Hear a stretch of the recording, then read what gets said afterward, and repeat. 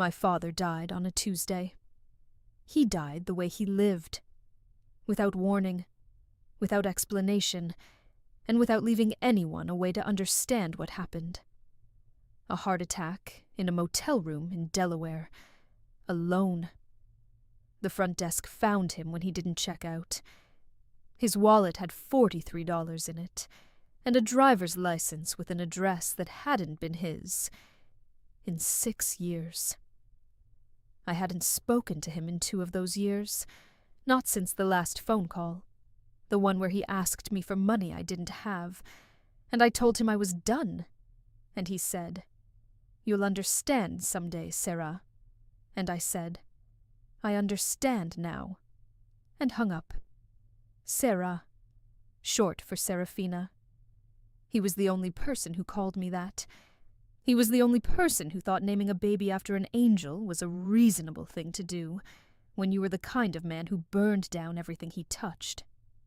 The lawyer called me 3 months after the funeral, or what passed for a funeral, a cremation I paid for with a credit card I couldn't afford, and a service attended by me, my landlord Diane, who came because she felt sorry for me, and a man in the back row I didn't recognize who left before I could ask his name. "Your father left a storage unit," the lawyer said. "The lease is paid through the end of the month. After that, the contents will be auctioned. What's in it? I have no idea. He just listed you as the beneficiary. I almost didn't go. I almost let them auction whatever sad collection of junk my father had accumulated in a lifetime of bad decisions and worse luck. But something pulled at me. Not love. Not any more. Maybe just the stubborn, stupid hope that somewhere in the wreckage of his life there was an explanation. A reason. A scrap of evidence that he'd been more than what he seemed. I should have let them auction it. The storage unit is in a facility off Route 9, wedged between a tire shop and a laundromat. Unit 14B. The lock is rusted, but the key works. The metal door screams when I pull it up, and the fluorescent light inside takes 3 tries to flicker on. Boxes, filing cabinets, a desk chair with a broken wheel, a coat rack with nothing on it. The air smells like dust and old paper, and the particular staleness of a space that hasn't been opened in years. I start with the boxes, clothes, old books, thrillers mostly, the kind you buy at airport kiosks, a broken watch, tax returns from 2014. Nothing that explains anything. Nothing that matters. The filing cabinet is different. The bottom drawer is locked. I find the key taped to the underside of the desk chair. My father's idea of security. And when I open it, I find 3 things. A leather journal, a stack of documents bound with a rubber band, and a manila envelope with a name written on it in my father's handwriting. Ezra Calloway. I've never heard the name. I open the envelope. Inside is a photograph. 2 men standing in front of a building I don't recognize. One of them is my father, maybe 20 years younger, with hair that hasn't gone gray yet, and a smile I don't remember ever seeing on his face. The other is a man I've never seen, young, early 20s, dark-haired, serious expression, standing close to my father in a way that suggests trust, friendship, history. The back of the photograph reads, Marcus and Ezra, 2005. The beginning. The beginning? Of what? I Google the name on my phone, standing in the fluorescent buzz of Unit 14B, and the results make my hands go cold. Ezra Calloway, founder and CEO of Calloway Capital. Net worth, $4.7 billion. One of the most private figures in American finance. No social media. Rare interviews. A face that appears in business journals and nowhere else. Sharp-featured, dark-eyed, the kind of face that looks like it was built for boardrooms and bad news. My father knew a billionaire. My father who died with $43 in his wallet in a motel in Delaware, was friends with a man worth nearly $5 billion. I opened the journal. I wish I hadn't.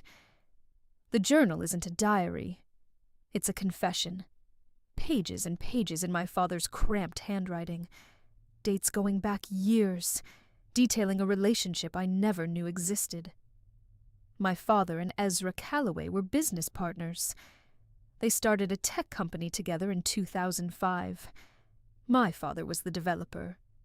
Ezra was the money. They were going to change the world. That's what the journal says, over and over in those early entries. We're going to change the world. Then the entries get darker. The company struggled. Investors pulled out. My father made a decision, a desperate, terrible decision, that I have to read 3 times before I understand it. He stole from Ezra. Not a little. Not a skimmed expense report or a padded invoice. He diverted $2 million from the company into a personal account, and when Ezra found out, my father did something worse. He ran. He took the money and he disappeared, and he left Ezra to face the investors, the lawsuits, the bankruptcy alone. Ezra was 24 years old. He lost everything. He lost the company, his apartment, his reputation. The journal mentions a woman, Ezra's mother, who was sick and needed treatment that the stolen money was supposed to fund. She died. The journal says it plainly, in my father's handwriting, on a page stained with what might be coffee or might be tears. His mother died. Because of what I took. Because of what I did. The last entry is dated 2 years ago. The handwriting is shakier, smaller, like the hand that wrote it was tired of carrying what it knew. I tried to call him. I found his number. It wasn't hard. He's everywhere now. The company. The interviews. I called his office, and a woman answered, and I said my name, and there was a silence so long I thought the line had dropped. Then she said, "Mr. Calloway does not accept calls from that name." And she hung up. I deserved that. I deserve all of it. But Sarah doesn't. Whatever happens, leave Sarah out of this. She's the only good thing I ever did, and I won't let my sins touch her. He failed at that too. His sins found me, anyway. They're in my hands right now, written in ink on yellowed paper in a storage unit that smells like dust and regret. I close the journal. I sit on the concrete floor, and I press my hands against my eyes and I breathe. My father wasn't just a man who made bad decisions. He was a man who destroyed someone's life. Deliberately, knowingly, and completely. And now I'm holding the evidence. He comes on a Tuesday morning. 3 days after I found the storage unit, I'm in my apartment. A 1-bedroom above a dry cleaner in a neighborhood that's optimistically described as up and coming. And I'm sitting at my kitchen table staring at the journal, like it might spontaneously combust if I wish hard enough. The knock is quiet. 3 sharp taps. I open the door without thinking, which is stupid, but I'm not thinking clearly about anything right now. He's taller than the photograph suggested. The 20 years since that picture have turned the serious young man into something else entirely. Harder, sharper, with a stillness about him that makes the air feel heavy. He's wearing a black overcoat over a dark turtleneck. His eyes are so dark they're almost black. And when they find mine, I feel something lock into place. Like a key turning, like a trap closing. "Serafina Novak," he says. "Nobody calls me that. Your father did." The words land like a slap. He knows it. He doesn't apologize. "My name is Ezra Calloway," he says, "and your father owed me a debt that he died before he could repay. If you're here for money, you're in the wrong apartment.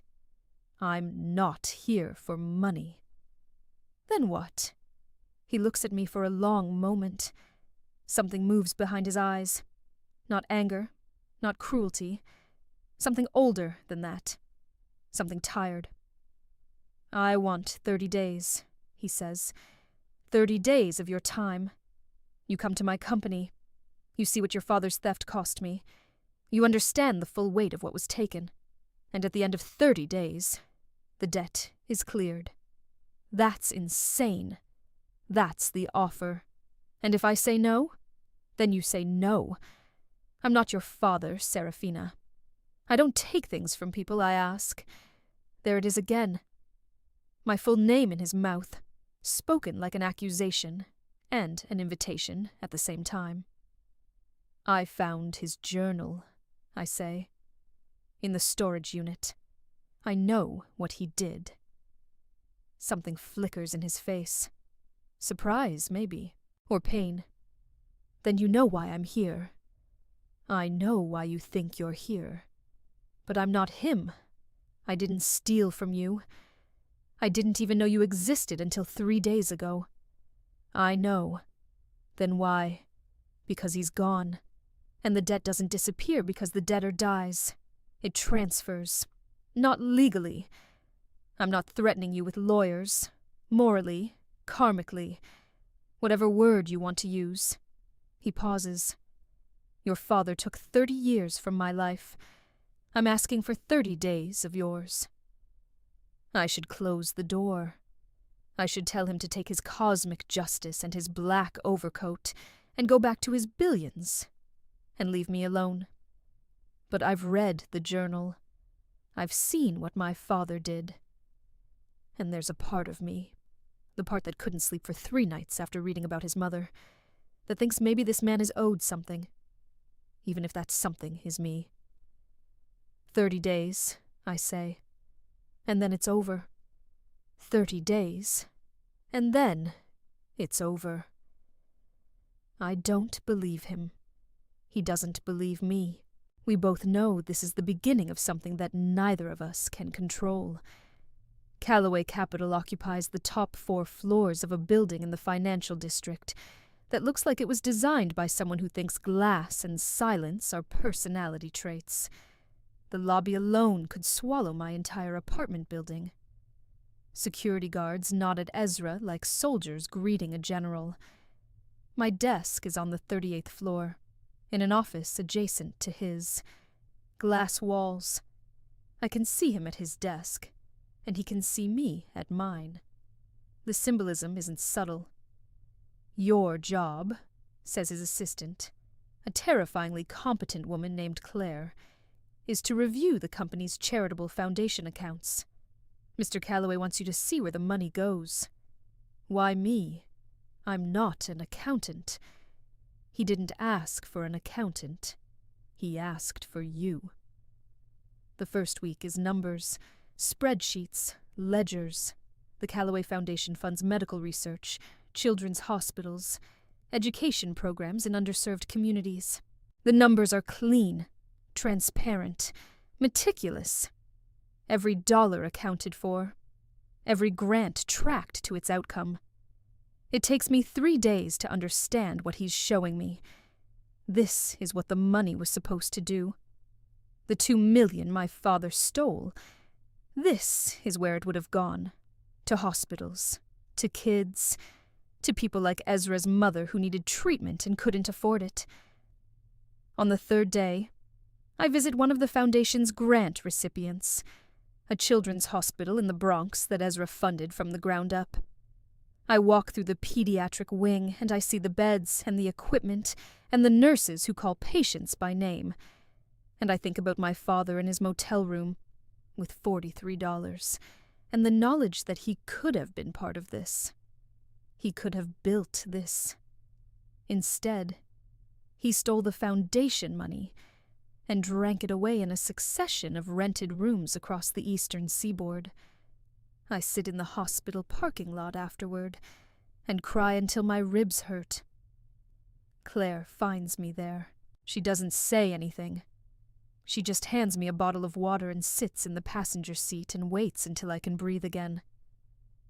He was like this, too, she says quietly. The first time he visited, he sat in his car for 40 minutes. Ezra? He cries where no one can see him. He's been doing it for 20 years.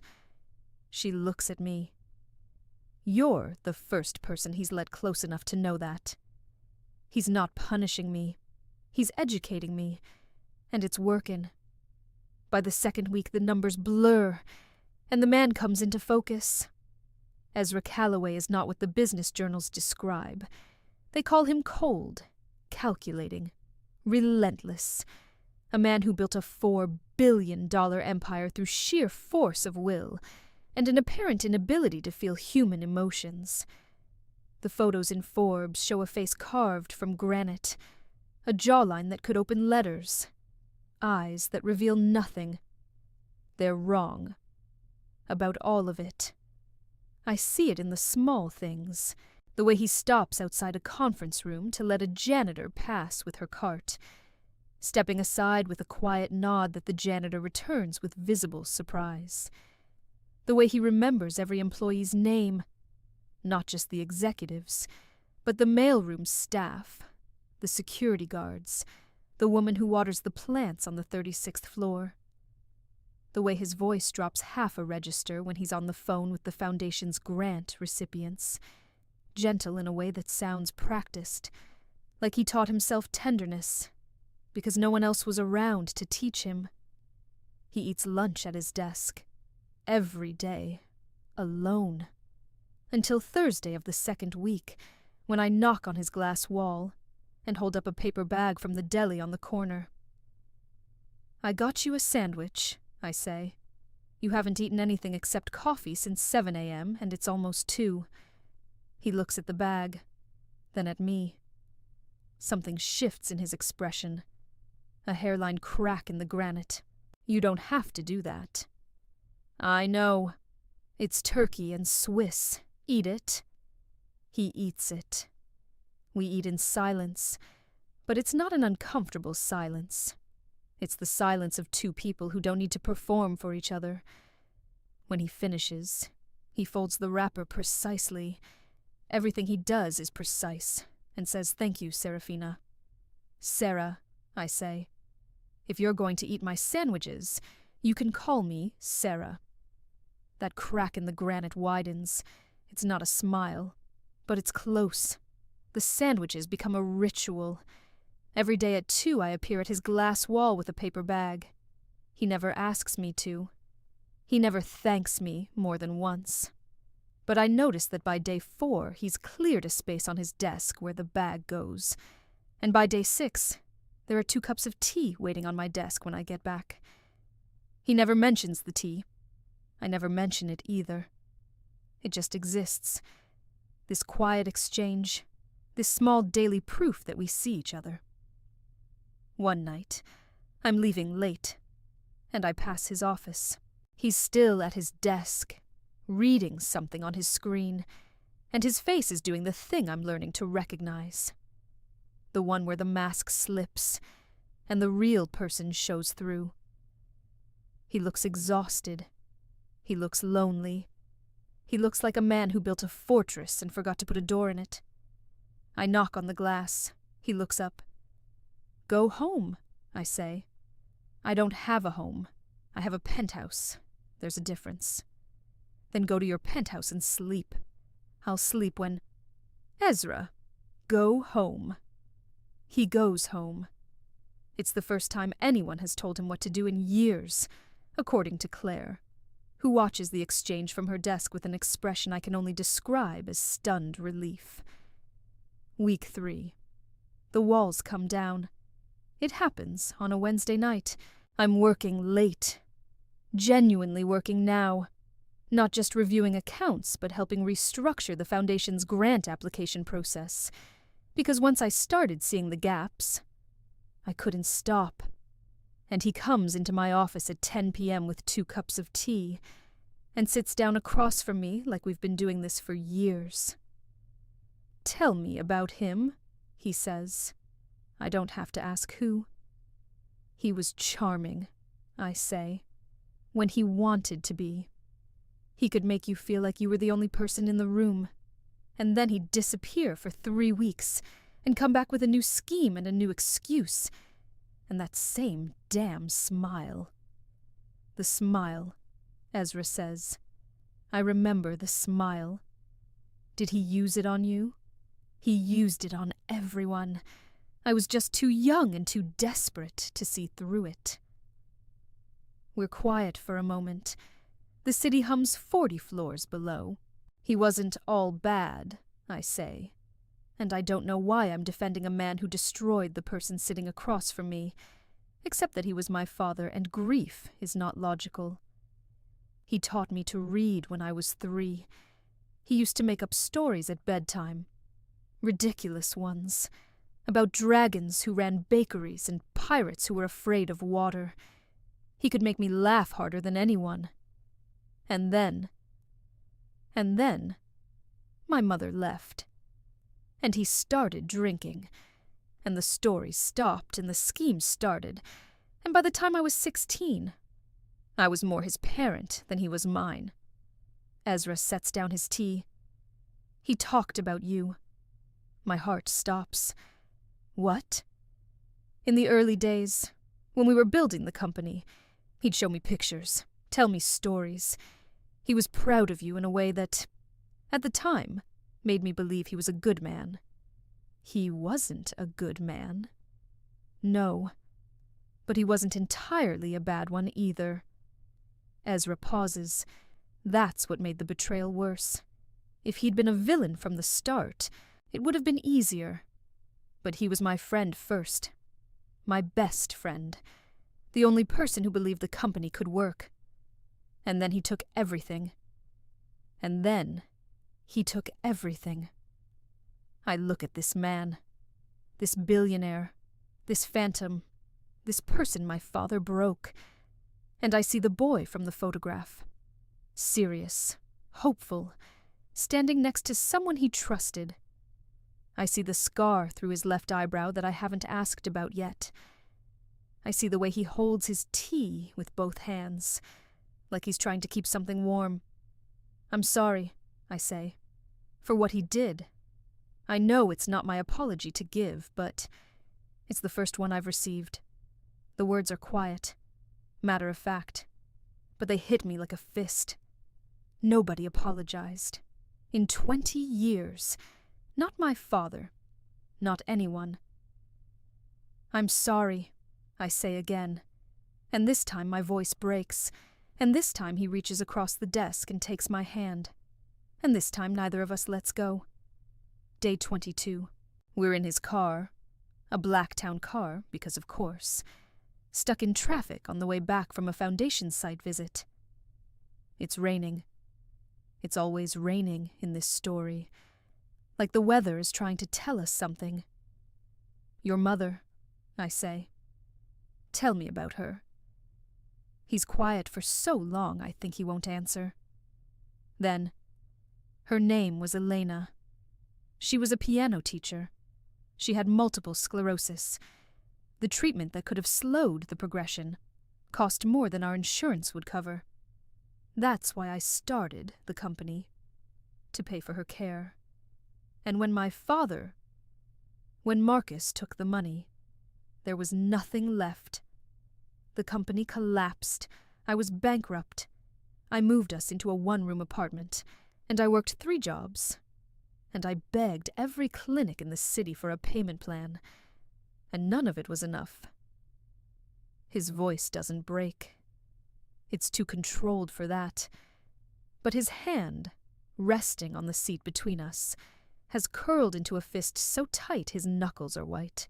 She died 14 months after he disappeared. She was 51. I don't say I'm sorry. I've already said it. Instead, I do something braver. I uncurl his fist, finger by finger, and I hold his hand in both of mine. The scar, I say, touching the thin line through his eyebrow. Is that from the night after her funeral? I put my fist through a mirror. He pauses. It was not my most constructive coping mechanism. No, my therapist agrees. You all have therapists, I murmur. And the absurdity of it. Me, in a billionaire's town car, making jokes about therapy while holding the hand of a man my father destroyed, makes me laugh. A real laugh. Small and broken and real. He stares at me. You're laughing. I'm processing. By laughing. It's that or cry, and I've done enough crying over Marcus Novak to last a lifetime. He lifts my hand to his mouth. He presses his lips against my knuckles. It's not a kiss. Not exactly. It's something more deliberate. A decision. I didn't expect this, he says against my skin. Expect what? You. Any of this. I came to your door to settle a debt. I was going to show you the damage. Make you understand. And then the 30 days would end. And I'd go back to being alone and the account would be closed. And now? And now I'm sitting in traffic holding your hand, and I can't remember what the account was supposed to balance. The rain hits the windows. The traffic doesn't move. And in the back seat of a car going nowhere, something shifts between us. The last wall. The last excuse. The last reason to pretend this is still about a debt. Ezra. Sarah. I think we need to talk about... He kisses me. In the back of the car, in the rain, in the middle of traffic, with the driver studiously pretending to check his phone, he kisses me. And it's nothing like the man the world thinks he is. It's not controlled. It's not precise. It's desperate and hungry and shaking, like he's spent 20 years building walls, and I just walked through every single one of them. I kiss him back. I grab the lapels of his overcoat, and I pull him closer. And I taste rain and tea and the faintest trace of mint. And I think, this is what it feels like when two broken people find the same fracture line. We break apart. He rests his forehead against mine. His breathing is ragged. The 30 days are almost up, he says. I know. I don't want them to end. I know. Stay. That wasn't the deal. I don't care about the deal. I care about you. I have cared about you since you showed up with a turkey sandwich and told me to eat it like I was a child, and I have been losing my mind ever since. Your assistant Claire definitely thinks you're losing your mind. Claire has thought that since day 3. She sends me articles about workplace boundaries. I delete them. I laugh again. He catches it with his mouth, kisses me mid-laugh, which should be awkward but isn't, which should be complicated but feels like the simplest thing in the world. Stay, he says again. Okay, I say. Okay. Day 28. The truth. I find it in the wall of his penthouse, the conspiracy board, the photos, the documents, the red circles and connecting strings. I'd seen it once, briefly, through an open door. Now I stand in front of it and I read every piece of paper, every note, every connection. My father didn't just steal $2 million. He stole Ezra's proprietary technology, the code they'd built together, and sold it to a competitor. That competitor used it to build a platform now worth $600 million. My father received a payout of $3 million, which he burned through in 5 years. The competitor, a company called Vexel Industries, has been profiting from stolen work for 2 decades. Ezra hasn't been mourning for 20 years. He's been building a case. Calloway Capital wasn't just a business.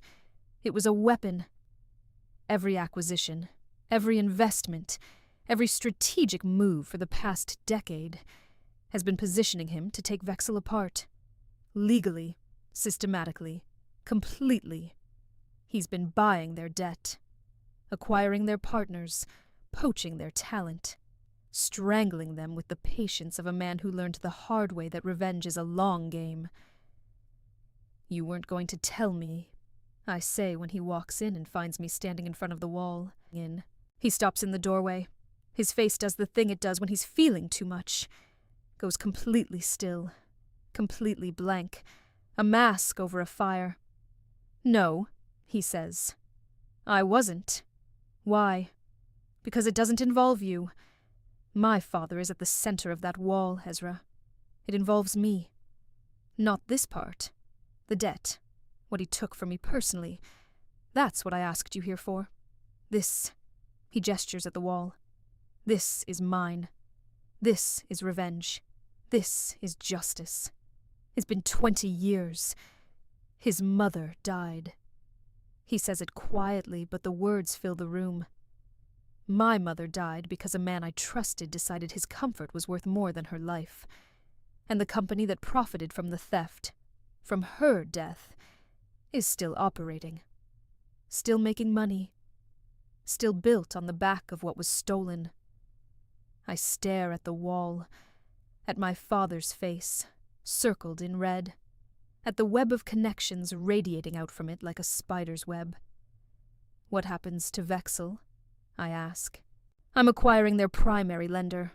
When I do, I'll call their loans. They'll default. The ensuing investigation will uncover the original theft. The stolen technology will be documented, attributed, and reclaimed. And then it's over. 20 years of work. Done. And what about you? When it's over, when the revenge is finished, what's left?" He doesn't answer. That's the answer. I cross the room. I take the photograph of my father off the wall.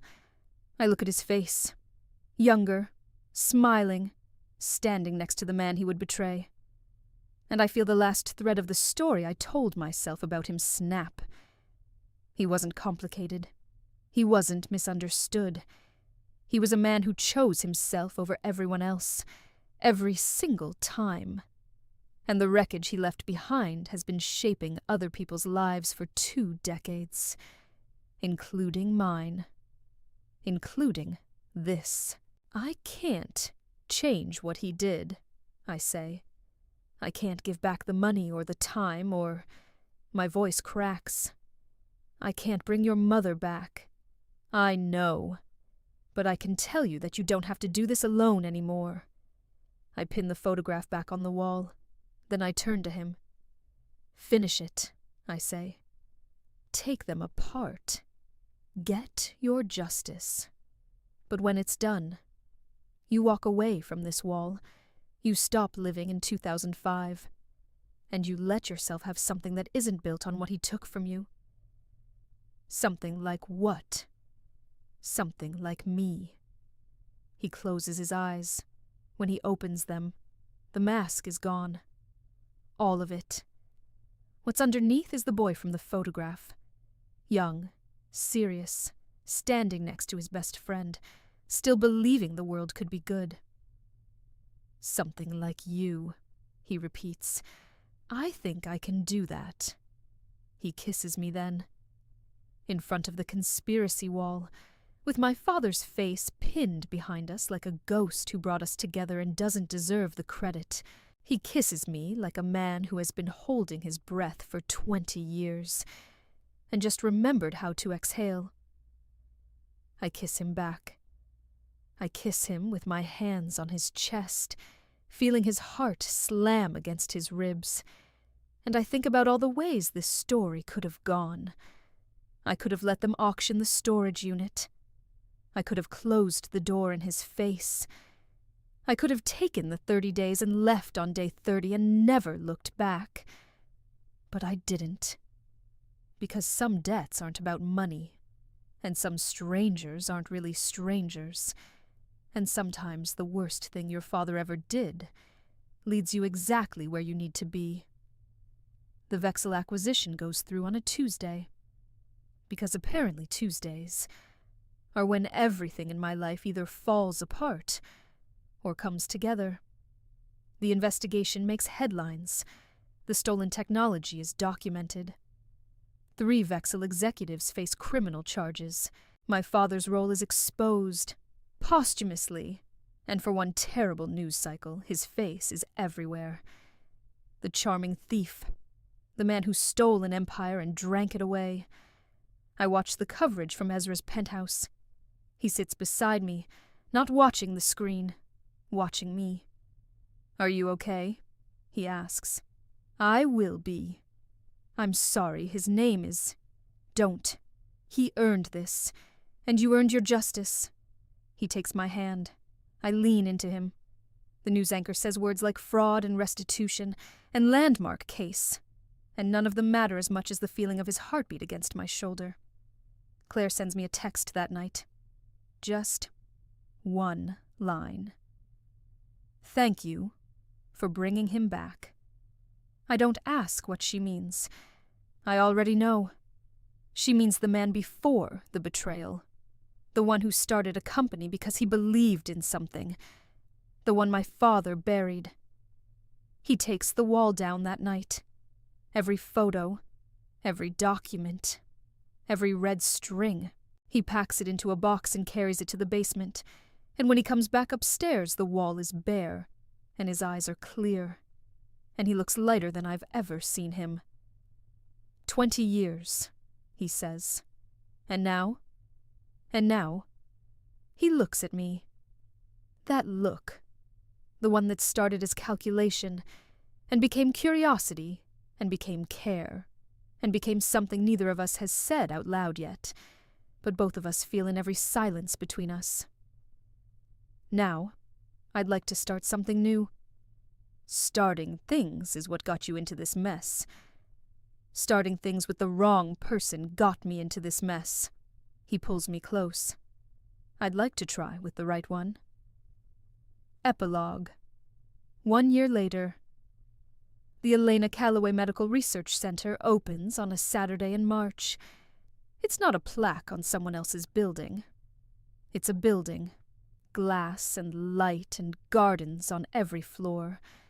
Named for a woman who taught piano and loved her son and deserved more time than she got. Ezra funded it entirely. No investors. No PR. Just a son keeping a promise he made to himself in a 1-room apartment 20 years ago. I'm standing in the lobby when he finds me. He's in a suit. He always wears suits to things that matter, like armor made of Italian wool, and he's holding a small velvet box. "Sarah, if you propose to me in a hospital lobby, I will say no out of principle. It's a research center. Same energy." He laughs. That sound, the one I found in the back of a town car, the one the business journals say doesn't exist, fills the lobby and makes 2 nurses turn around. "Fine," he says. "I'll wait." He proposes that evening, on the rooftop of his building, the city sprawling below us, the lights of the research center visible in the distance, like a star someone placed on the horizon just for this moment. He doesn't kneel. He stands in front of me and holds the box open and says, "You showed up at my company with a turkey sandwich and a dead man's apology, and you ruined every plan I ever made. Marry me. You have the worst proposal style of any billionaire in history. Is that a yes?" Obviously, it's a yes. He laughs. That sound again. The one I found in the back of a town car. The one that has become the axis around which my entire world now turns. And he slides the ring onto my finger. It's simple. A single diamond. Nothing ostentatious. Because he knows me. Because he's spent a year learning that I don't want his empire. I want his Tuesday nights and his terrible tea, and his hand in mine when the world gets heavy. 6 months later, I'm standing in our kitchen, his penthouse that became ours the day I stopped pretending I was going home, and I'm holding a positive pregnancy test and crying into a cup of decaf. He walks in, sees my face, sees the test, goes completely still. "Sarah!" It's positive. He doesn't speak. He crosses the kitchen in 3 strides, and he lifts me off my feet, and he holds me so tight I can feel every year of loneliness leaving his body like a tide going out. "We're naming her Elena," I say into his shoulder. "We don't know it's a girl. It's a girl. I know things." He laughs. He cries. He does both at the same time, which I didn't know was possible until I met this man who feels everything so deeply he had to build an empire just to contain it.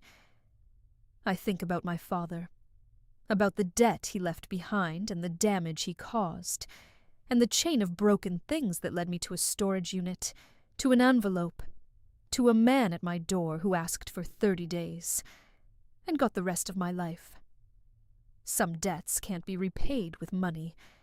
Some debts can only be repaid with time and truth, and the willingness to stand in front of someone and say, "I'm here. I'm not leaving. I'm yours."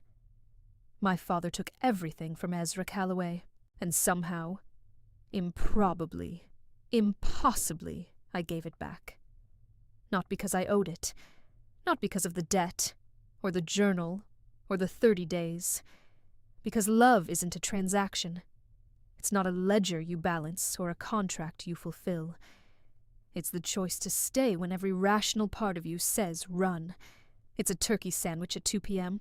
It's a hand uncurled from a fist. It's standing in front of someone who has every reason to hate you and saying, "I'm sorry, I'm here. I'm not leaving. The debt is paid. The account is closed. And what's left? This man, this life, this tiny heartbeat growing inside me, is worth more than anything that was ever taken."